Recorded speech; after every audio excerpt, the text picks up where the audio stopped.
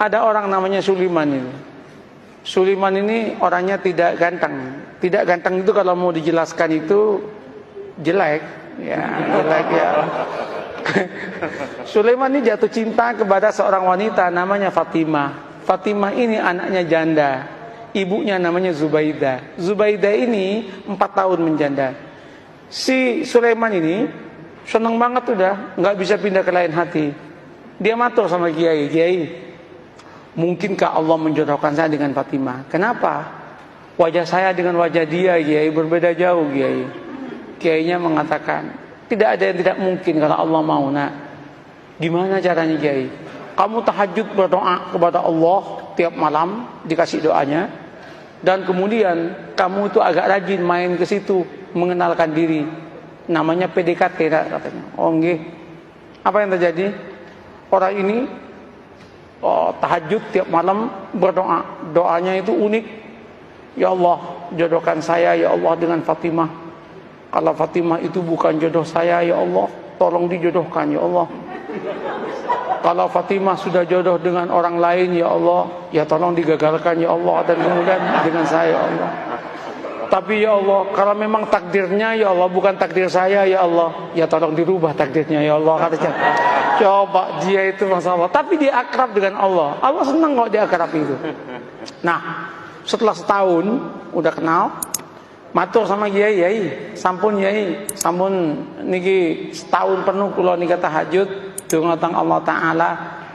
Terus napa langkah selanjutnya, Kiai? Anu mawon, kata Kiai, kamu datangi besok hari Jumat jam 6 pagi, maksimum jam 7, jangan lewat, karena itu waktu yang istijabah dalam cinta, namanya Zahroh, katanya.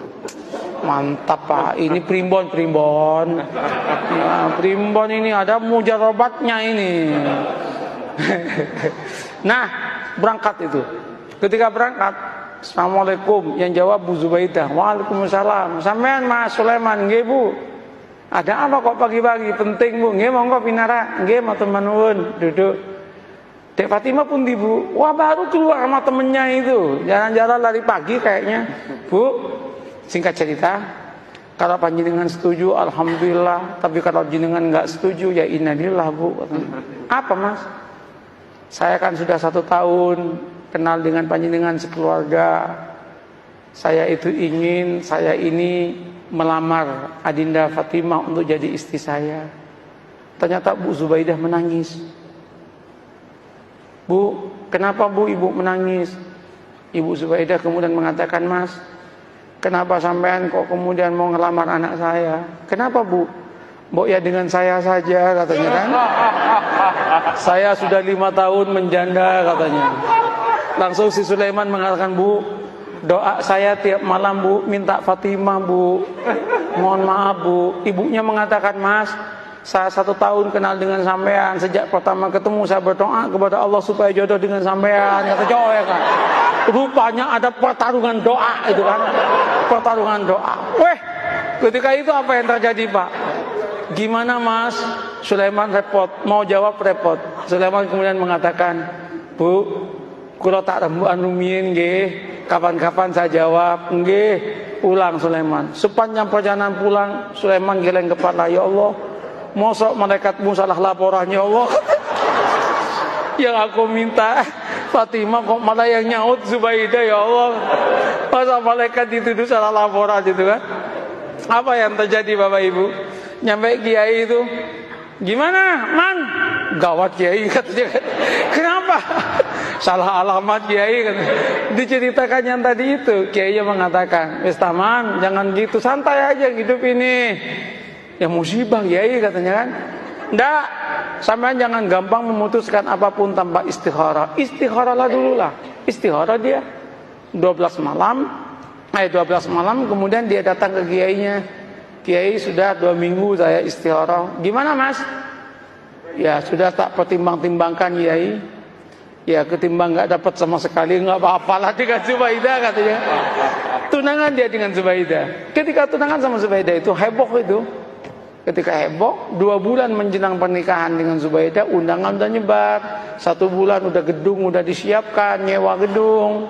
2 minggu itu udah disiapkan makanan udah macam-macam. 10 hari menjelang pernikahan, Ibu Zubaidah ketabrak becak, mati. Ketabrak becak, masuk selokan, kepalanya itu masuk ke selokan, mati. Ini serius ini. Mati, loh ini nggak ngarang ini. Mati, Pak. Cerita nyata, Pak. Iya.